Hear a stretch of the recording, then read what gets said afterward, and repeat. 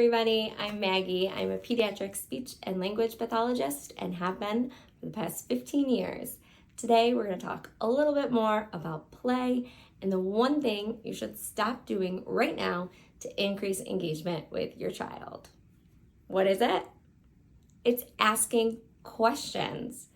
So many times as parents, as educators, we think we're doing a great job by watching a child or joining them and saying, "Oh, what's that?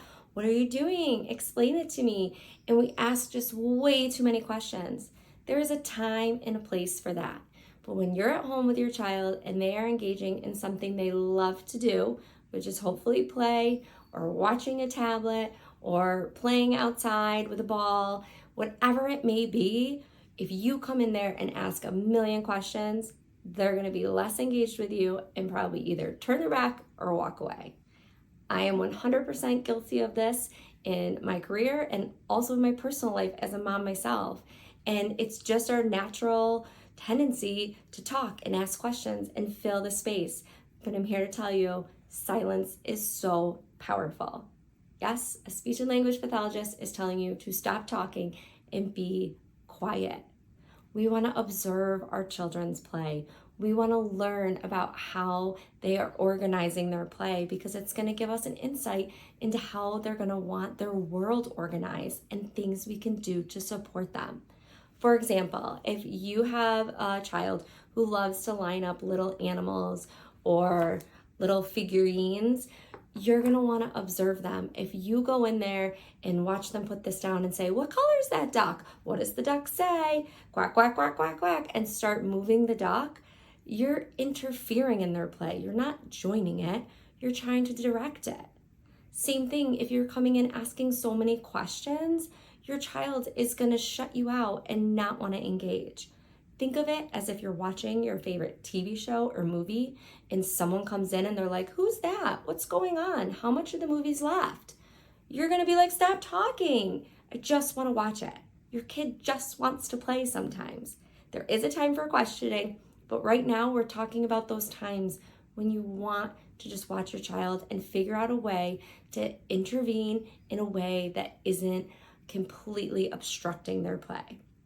So for example, if you notice, because you've been watching your child, that they like to line things up in a rainbow pattern. So they're taking the red duck, then the orange duck, then the yellow duck. "Oh, I just so happen to have the green duck." I can hand it to them.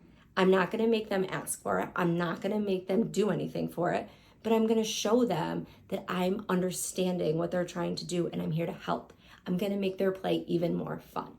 So we're going to try to insert ourselves in a way that isn't going to disrupt the play or direct the play. We also can encourage silliness. So if all of a sudden we have these ducks and one accidentally farts, that might be really funny to a kid. You might get no reaction, but you can try silly things because it's in our nature to be silly and laugh, make faces, act out the quacking of the duck. If your child starts making, a quack, quack sound, you can be quack, quack, quack, and make it really big. Take what they're doing and try to expand on it. We have over 30 muscles in our face. Let's start using them. So another thing, if your child loves music and they're dancing, just go start dancing with them. If they're flapping, flap with them. It kind of feels good sometimes. And then they're going to see, "Oh, they're doing what I'm doing." And they might expand and then start imitating you. And that's what we want. We want imitation. We want connection. Even if it feels silly or not normal to you, it might be really meaningful to your child.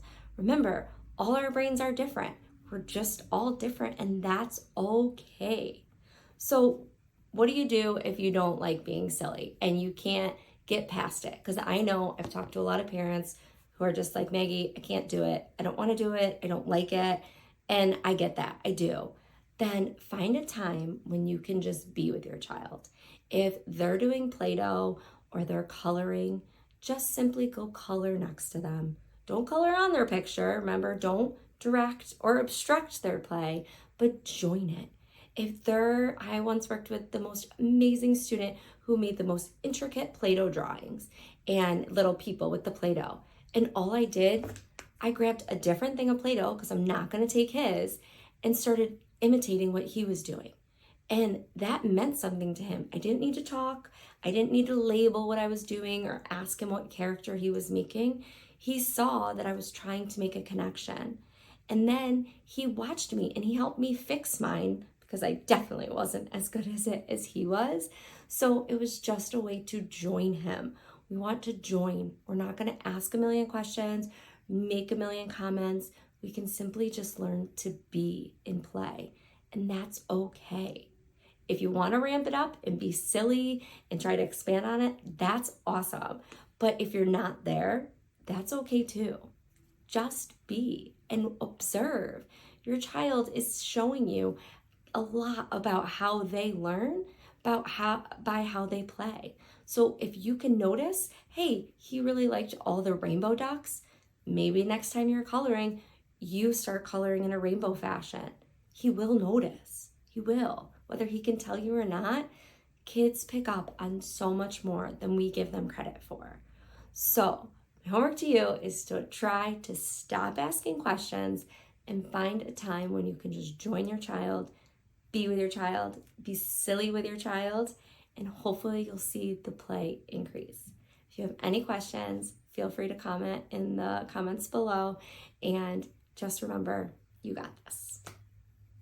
One more thing, if you want ways to help connect with your autistic child today, check out the playlist on my station. It has all things play, sensory, language, and behavior that might give you some tips and tricks and more understanding of what your child's going through. You got this.